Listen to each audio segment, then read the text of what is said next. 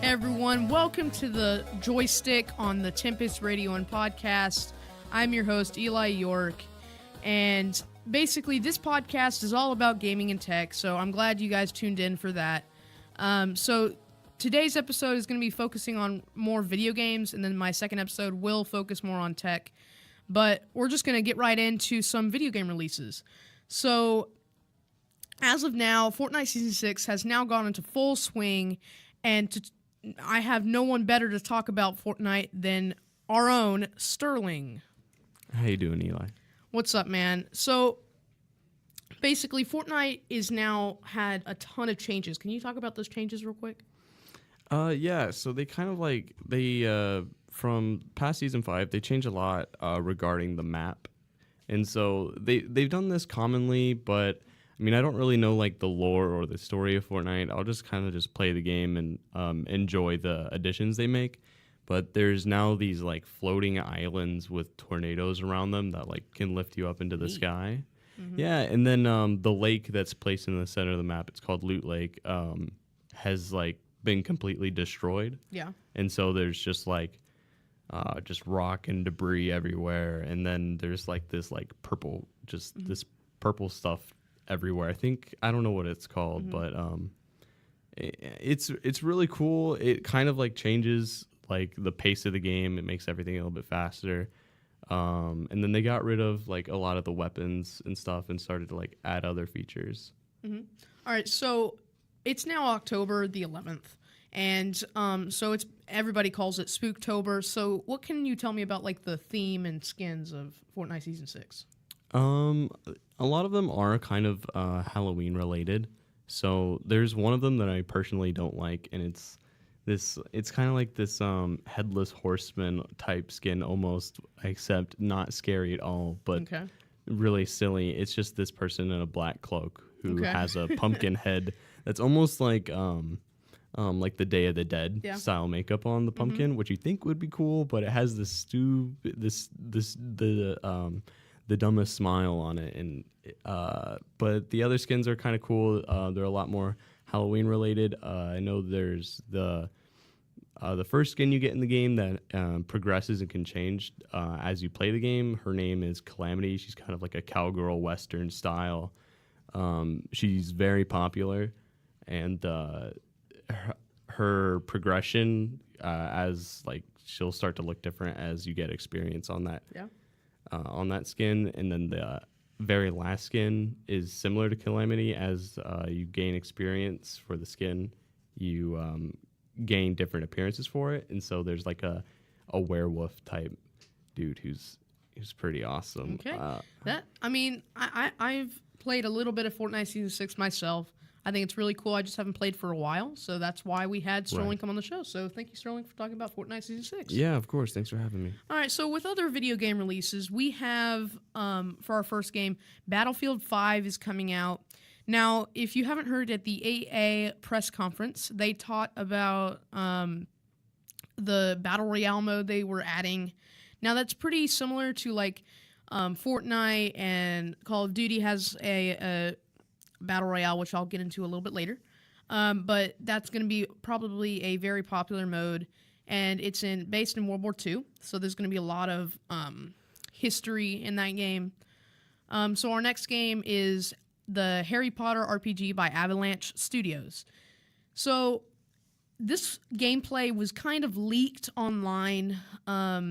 It looks really, really cool. I think you guys should check it out. But basically, if you grew up like me, I'm 15 now, the only Harry Potter games we had were the Lego series, and those were probably the most fun games of my childhood because I didn't really grow up on like the GameCube and stuff like that. I grew up on the Wii. So I think this is a really cool addition to the gaming scene, and I really hope this becomes pretty popular because I think a lot of people are waiting to play this game. So our next game is Red Dead Redemption 2. So I never actually played the first one, but this one looks really awesome. So it's based in the Western-y time, kind of like the first one. But it's going to be a lot better graphics. This game is made by Rockstar Games. If you guys don't know Rockstar Games, they are the same people who made GTA 5. If you haven't heard, GTA 5 is one of the most popular and dense open world games in the world right now, and that's sitting at about 65 gigabytes. And Red Dead Redemption 2 is gonna cap out at like 105 gigabytes, so there's gonna be a ton more content. It looks really promising, and I really hope to see what this game becomes. So for the next game, we have Call of Duty Black Ops 4. This one is coming soon. I think it's about a month away is the release. And so far, the only gameplay we've really gotten from this game is the Battle Royale mode. So basically our top competitors on the Battle Royale scene right now is Fortnite, PUBG, which is PlayerUnknown's Battlegrounds, and Call of Duty Black Ops 4. So right now, the top competitors are Fortnite and Call of Duty because one is really cartoony, one is really realistic. Not super realistic, but it's got like different weapons and stuff like that that are probably more found in today's world. So the games are pretty similar, but Call of Duty Black Ops 4 really takes the cake for every other Call of Duty that was made because they added a Battle Royale, and the graphics are really good. So I really hope this game becomes like really popular. And I hope Fortnite is knocked down from its throne a little bit. All right, so that's the video game releases coming out soon. And I hope you guys stay tuned for our next episode. We'll get into a little more games, but more on the tech. So I'm going to get into a game that was released about a week ago. That would be Assassin's Creed Odyssey. So I'm going to do a little review on Assassin's Creed Odyssey. So, Assassin's Creed is a pretty big series. I mean, a lot of people have played the game. It's really popular among a lot of gamers. And each game is set in a different time period. So, I know that Assassin's Creed Origins, which was last year's game, was based in ancient Egypt, or just classic Egypt. Assassin's Creed Odyssey is based in ancient Greek civilization. So there's a lot of Greek culture and just all that armor, all that kind of stuff. So in Origins, it was kind of getting into the RPG genre. And a lot of people disliked that, but a lot of people also really liked that. It was a really cool addition to the series and how there's more stuff to do basically in the game. And the map is bigger and all that, and you can do whatever you want. So in Assassin's Creed Odyssey, it is now like a full-blown RPG. So you've got each individual armor set, you've got an individual weapon slot, bow, all of that. You can do whatever you want. There's also 2 new characters to the game. You can play as Alexios, who is the guy, and Cassandra, who is the woman. So you can choose what character you want to play as. Each has their own storyline. So what's also cool about this game is they added a choice selection system. Basically, you can make choices in the dialogue options that can actually lead to different endings. So I haven't actually beat the game yet, but I know for certain that I'm choosing the right decisions based on what I want to choose. It's not about like what would probably fit best in ancient Greece. So basically, the combat system is very, very similar to Origins. It's just a little tweaked, I would say, because now you have abilities. So in Origins, you use your adrenaline, which is something you built up over time in the combat system.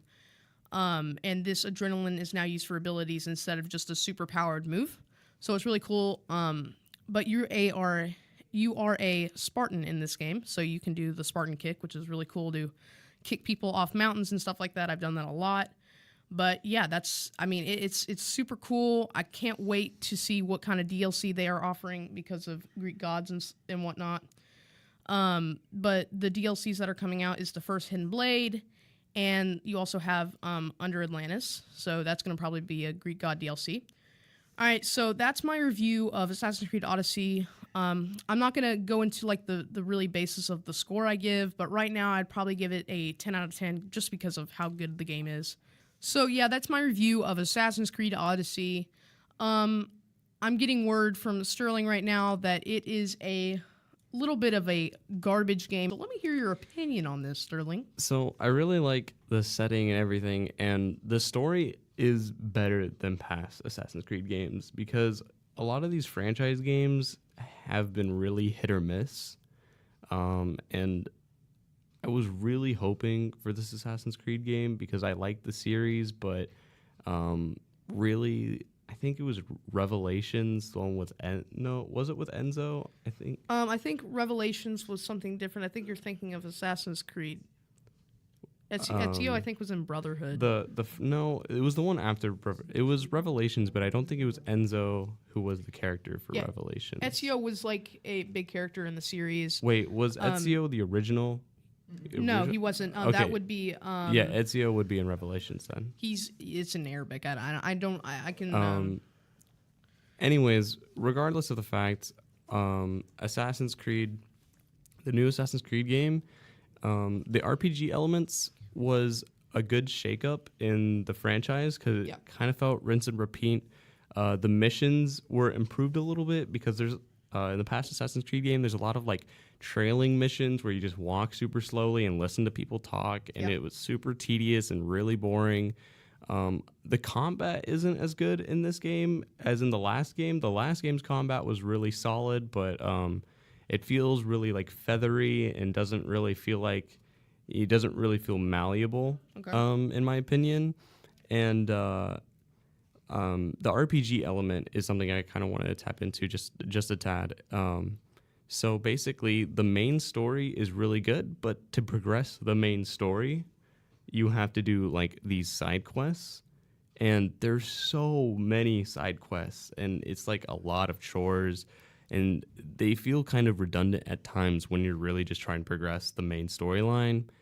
And I understand that, because to progress the main story, you need to like get experience, and you get experience through the side quests, which is fine, but it's just like oversaturated to the point a lot. I understand that. I would have to say that if for those of you who don't know, Assassin's Creed Origins has basically took something from every game.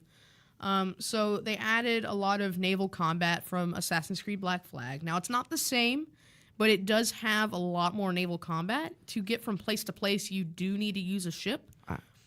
I thought Black Flag was probably the best game in the series. I mean, what's your take on that? I played all the way through Black Flag, and I enjoyed the naval combat. I saw myself getting lost in that game all the time because I just mess around so much in the open world. And the naval combat is pretty lackluster. Of course, it's a different type of naval combat than I was used to in Black Flag, but so I enjoyed it less, but it didn't mean that it was necessarily better or worse. And my last comments on it, and really this is not necessarily me criticizing the game, but more of the developer, is that you have to do so many side quests just to progress the main story. Yeah. And they have microtransactions. Basically, you're paying to play less of the game to progress the main story, which I think is really just terrible. There are microtransactions, okay? But, I mean, it is Ubisoft, so they're kind of like EA in this kind of sense, how they do use microtransactions. Slightly less worse, but yeah. So you can buy, like, XP Boost to really help you with the game, but a lot of gamers don't really use microtransactions to basically get their way through the game. Something cool about this game is that there's a guided mode and an exploration mode. Guided mode just tells you where the objective actually is, where exploration mode, you have to actually explore the land. So I think a lot of gamers will want to actually go through the game as slowly as possible to find everything. Right. Because that's really how an RPG is meant to be played. Yeah, it's a different pace for Assassin's Creed, which I think is why myself and other members of the community are kind of like hesitant on accepting this idea. And I say the actual game is good, but it was kind of the company behind it that was kind of messing, that kind of tainted it, because I think the microtransactions is a really bad idea when you're already pay $60 for the game. But that's just kind of my ending thoughts on it. Fun game, just poorly executed. All right, so that's just for you guys to decide. If you really like Assassin's Creed Odyssey, join my side. If you really don't like Assassin's Creed Odyssey, go on Sterling's side. Either way, it's still a great game, in just my opinion. All right, so that's going to wrap it up for the games. I'm going to talk a little bit about the other Tempest Radio and Podcast shows.